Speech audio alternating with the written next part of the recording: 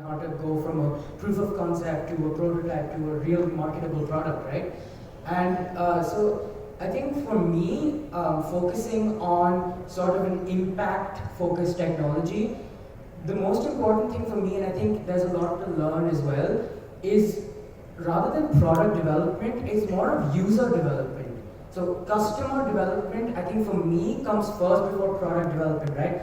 So before I actually make these prototypes and build them so that they're ready to go manufacture, right?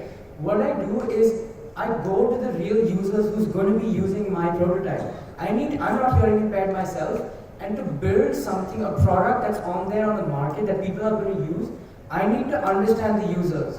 I need to go to the hearing impaired community, interact with them, find out how the end user is interacting with what I intend to build for them, right? So collaborating with a bunch of organizations for the deaf, the National Association of the Deaf, I just say, hey, I'm doing this thing for the hearing impaired. I just really want to get to know the hearing impaired community and the target segment of users. So they're like, sure, come on, come over, just interact with them. And I think that's the beginning of the product development process. Before you even have this prototype, before you have anything physical, you need to understand who you're catering to. You need to understand what they want from you, because you are not the user. Yes, in your mind, it seems like, wow, I'm building this amazing thing, everybody's going to want it. But the minute you go and talk to these users and figure out how they're actually interacting with the technology that you've created for them, that's when you sort of get the whole wheels of the product development process. And then after that, sure, the prototypes, it takes time, sourcing parts, they get stuck up in customs, right? If you get parts from China, it'll take 3-4 weeks. But I think that's relatively an easier part. People can do it, you can find people to do it as well. But I think for me, it's user development and understanding who I'm catering to with this product. Got it.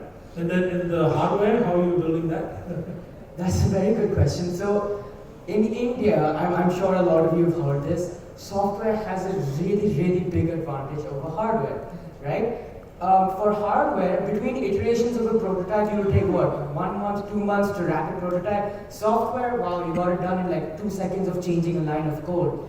And so I think that's also something I figured out, how tough it is to create a hardware product, right? To source the parts, to get that DFM, right, out there, to know that, okay, I'm going to go manufacture this, how do I have to change the design? Every time you want a rapid prototype, it's not about creating the prototypes, it's about having an MVP first, a minimum viable product that you can show to real users and say, okay, this is what it's going to look like.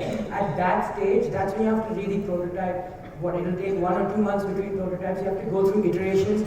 I believe that you can't have a successful hardware product without less than 20 prototypes, right? Wow. Yeah, 20. You'll be 20 years old by then, right? Probably, but if that's what it takes for a good product, then I'm not going to sacrifice on it. Very good, awesome.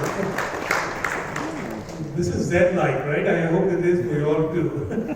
We're getting a lot of gyan from the young here almost at the end of the conference. Amazing what you're doing in practice. You know? So now tell me, the hardware, when you went in there, you picked a microprocessor, you got to learn that, you got to learn how the display technology works. That's not easy to do, right? So the internet. The internet, there you go.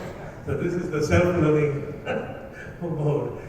So now tell me, how do you, so let's assume you've got the product, it's working the prototype, now you said DFM. Yeah. What does DFM mean? Tell everybody. So design for manufacturing is when you have a design, right? You have a prototype ready, and then you want to think about manufacturing it on a larger scale. You need to know certain things. For example, if you send a CAD model to a manufacturer in China, they're going to tell you that, listen, your models aren't real. When you manufacture them on a large scale, the structural integrity isn't right there. They're not ready. When you manufacture them, they could break easily. So preparing your models for the whole manufacturing process, that's what DFM is. And once you get to that stage of thinking about, now you know the user, you know the problem set, you know your solution, you know the target audience. Now you have to think about how you're going to scale up, right? It's not going to be one prototype that one user is going to be using. It's going to be 66 million people deaf people in India who are going to be using this. And so you have to think about